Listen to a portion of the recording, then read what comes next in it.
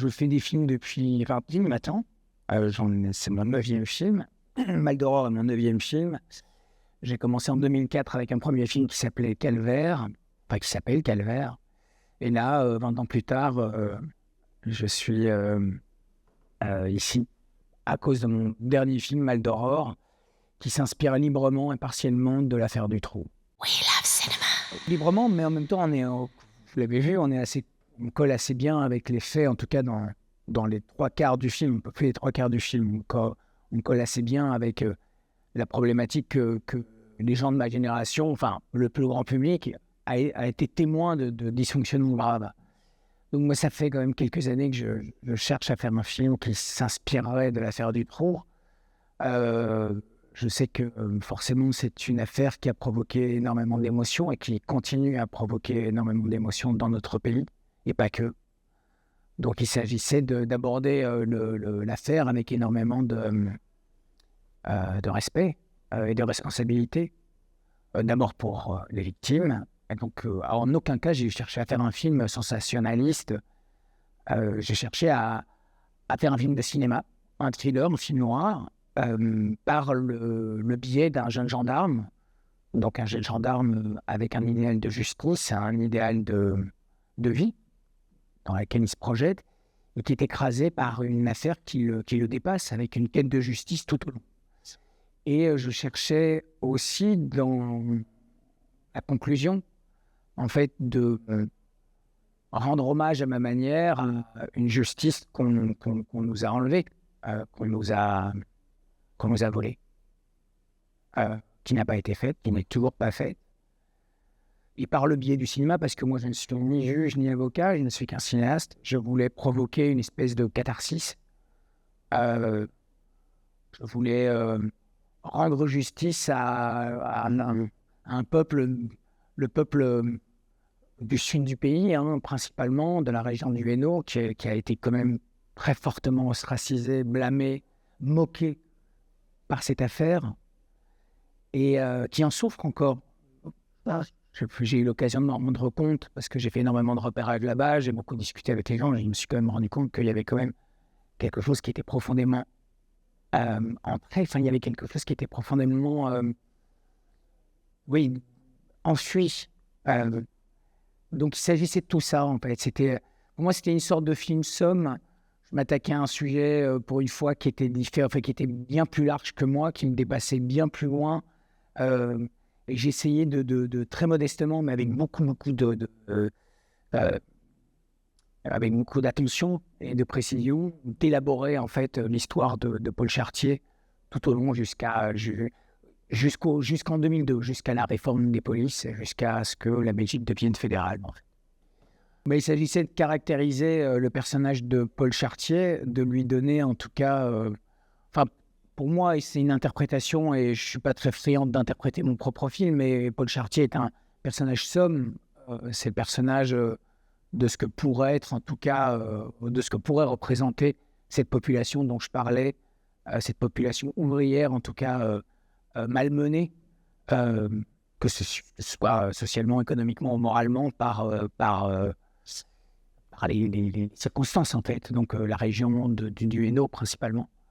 Donc, il s'agissait de créer un personnage qui s'inspire, en fait, des gendarmes Michaud, donc le gendarme qui est descendu dans la cave, parce que cette scène était très importante pour moi. Je me suis toujours demandé comment un être humain pouvait vivre avec cette responsabilité-là, avec cette culpabilité-là, d'être passé à ça, et cette impuissance-là de ne pas y être arrivé.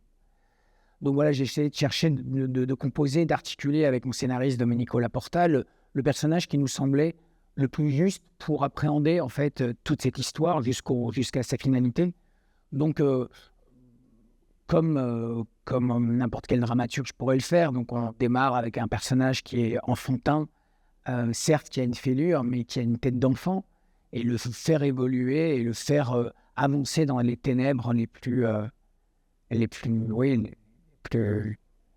denses. Mais j'aimerais ajouter que ce film s'est articulé sur la base de 2 questions. La première question, c'est: que peut faire un homme juste dans une société où la justice faillit? ça paraît simple, hein, comme ça paraît très simple, mais quand on y pense et quand on pousse un personnage dans ses retranchements, dans un système comme ça peut aller très très loin. Ça, c'était la première question. Ça nous intéressait beaucoup de mettre Paul Chartier, dans cette intersection. Et la deuxième question, c'est la question du mal. Qu'est-ce que c'est le mal ? Est-ce que c'est un dégénéré et 2 collègues à lui qui font des choses atroces à des gamines dans des caves ? Ou est-ce que c'est la rétention d'informations, la guerre des polices, la corruption ? Je ne sais pas. On n'y a pas répondu, hein, mais qu'est-ce que peut être le mal, en fait ? Comment il se nourrit ? Comment il se propage ? Donc tout ça sont des questions qui sont certes métaphysiques, mais qui nous ont permis d'approcher, d'appréhender, encore une fois, ce film de manière très viscérale, parce que c'est un film très viscéral, c'est un film d'abord physique, où effectivement on questionne des choses sans forcément apporter de réponse, parce qu'on n'a aucune certitude, et j'en ai encore moins. Mais tout ce chemin, en tout cas, a été... d'abord, le scénario a été écrit, parce que d'abord, je crois qu'on a travaillé comme des journalistes. On a récolté énormément de faits, d'informations. On a interrogé pas mal de gens de l'époque. Donc, on a récolté des faits. Et puis après, il y a eu le travail fictionnel, donc le personnage de Paul Chartier. Par exemple, la communauté italienne de Marcinelle, c'est une rencontre qu'on a faite là-bas. Donc, j'ai décidé de l'intégrer. En fait, on avait une matrice, certes, qui était quand même très, très articulée, sur laquelle on est revenu énormément, surtout sur sa construction des faits, parce que, vous le voyez, le film est quand même un film long, se déploie, il a un volume, il y a énormément de péripéties. C'est une contraction de toutes les péripéties, de tous les dysfonctionnements auxquels on a été témoin, mais il fallait en tout cas les intégrer par rapport à l'arc du personnage de Paul Chartier. Donc en fait, c'est une courbe à 2 têtes. C'est-à-dire qu'on fait rentrer les faits jusqu'à l'évasion de Marcel de Dieu. À l'évasion de Marcel de Dieu, donc celui qui représente le grand méchant, hein, donc pour pas le nommer Marc Tetsou, quand il s'évade, là on bascule dans une formule chronique où on réinvente en fait l'histoire. Mais toujours avec l'intersection du dilemme et de la problématique de Paul Chartier. Bon, moi, j'ai juste une espérance. Mon espérance la plus grande serait que d'abord, ça apaise. Bien sûr que ça provoque le débat, mais ça, c'est ça. Si ça peut réouvrir le dossier, comme beaucoup de gens le demandent encore aujourd'hui, ce serait très bien. Mais encore une fois, moi, je vais rester à ma place. Je suis un cinéaste. Je vais rester à ma place. Maintenant, ce film est, à mon sens, une tragédie. Une tragédie qui se termine dans le sang, donc dans la catharsis. Et j'espère que cette catharsis va permettre, en tout cas à beaucoup de Belges de ma génération plus jeune, ou encore plus jeune, ça va leur permettre de comprendre un petit peu ces années-là, un peu mieux, j'espère. Mais en tout cas, j'aimerais que ça permette en tout cas un certain apaisement. Et encore une fois, ce film a été fait avec le plus grand respect pour les Fesneau. Ça, vraiment, je veux vraiment insister là-dessus, parce que je sais qu'au début, quand on a annoncé le projet, il y a eu un peu un léger débat là-dessus. Et je pense que le film, de fait, on voit bien qu'on n'est pas du tout dans un sensationnalisme idiot, quoi. Voilà.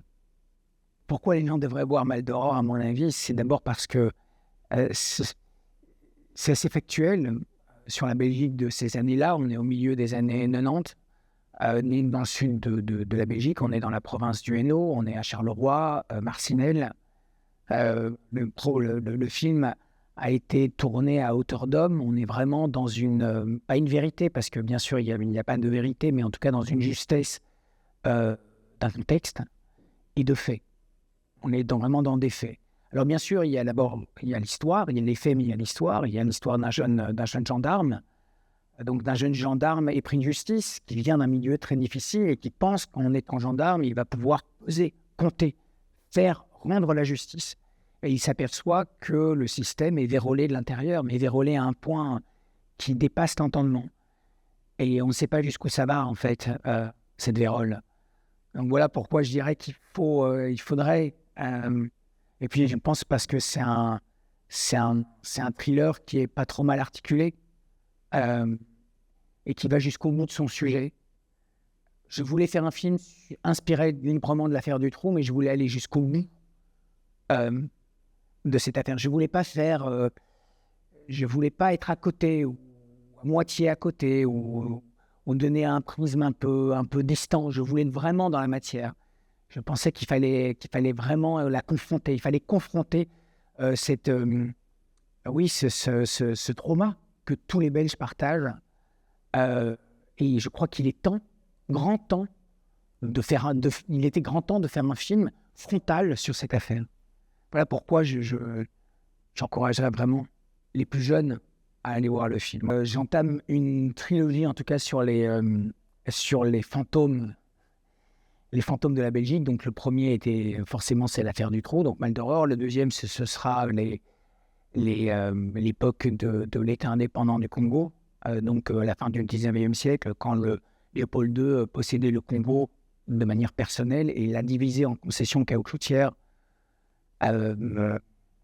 et faisait travailler les indigènes de manière brutale pour récolter le maximum de caoutchouc qui permettait à la Belgique de l'époque de s'enrichir de manière absolument scandaleuse. Donc, et c'est un sujet qui n'a jamais été abordé. Et là aussi, je pense qu'il est important. Enfin, disons que ce qui est étonnant dans ce pays, c'est qu'on est tout petit, très divisé, mais qu'on a une histoire qui est absolument renversante, quoi. Renversante. Et donc, on n'en fait pas grand-chose. Voilà.